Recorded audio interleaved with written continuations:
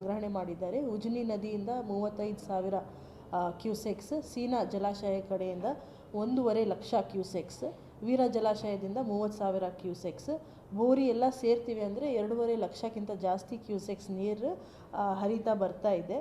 ಇದು ನಾಳೆ ಮಧ್ಯಾಹ್ನದಿಂದ ಇನ್ನೂ ಹೆಚ್ಚು ಪ್ರಮಾಣದಲ್ಲಿ ಸೇರುತ್ತೆ ಬಂದು ಕಲಬುರಗಿಯಲ್ಲಿ ಭೀಮಾ ನದಿಗೆ. ಸೊ ಭೀಮಾ ನದಿ ಪಥದಲ್ಲಿ ಇರೋದು ನಾವು ಈಗಾಗಲೇ 94 ವಿಲೇಜಸ್ ಏನು ಫ್ಲಡ್ ಎಫೆಕ್ಟೆಡ್ ಆಗುತ್ತೆ ಈಗಾಗಲೇ ನಾವು ಮ್ಯಾಪಿಂಗ್ ಮಾಡಿದ್ದೀವಿ. ಈಗಾಗಲೇ ಅದೆಲ್ಲ ಕಡೆ 100 ಕಡೆ ಕಾಳಜಿ ಕೇಂದ್ರ ನಾವು ಅವಶ್ಯಕತೆ ಇದ್ದಲ್ಲಿ ಮಾಡೋಕ್ಕೆ ತಯಾರಿದ್ದೀವಿ.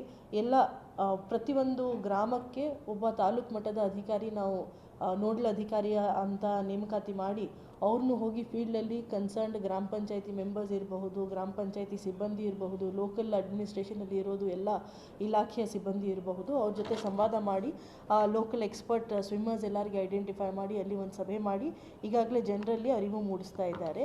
ಅದಲ್ಲದೆ ಜಾನುವಾರುಗಳು ನಾವು ರೆಸ್ಕ್ಯೂ ಮಾಡೋದು ಅವಶ್ಯಕತೆ ಇದ್ದಲ್ಲಿ ಒಂದು 40 ಕಡೆ ಎಲ್ಲೆಲ್ಲಿ ನಾವು ತಾತ್ಕಾಲಿಕ ಗೋಶಾಲೆ ಸ್ಥಾಪನೆ ಮಾಡಬಹುದು ಆ ಜಾಗ ಸಹ ನಾವು ಗುರುತಿಸಿ ಇಟ್ಕೊಂಡಿದ್ದೀವಿ.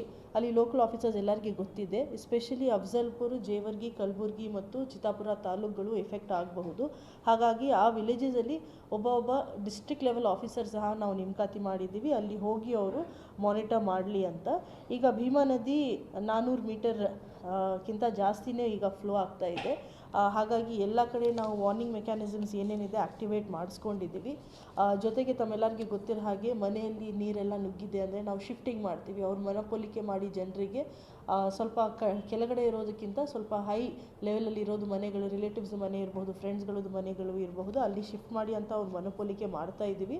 ಅದಲ್ಲದೆ ಯಾರಾದರೂ ಅದನ್ನು ಇಷ್ಟಪಡೋದಿಲ್ಲ ಅಂದರೆ ನಮ್ಮ ಕಾಳಜಿ ಕೇಂದ್ರ ಸಹ ರೆಡಿ ಇದೆ.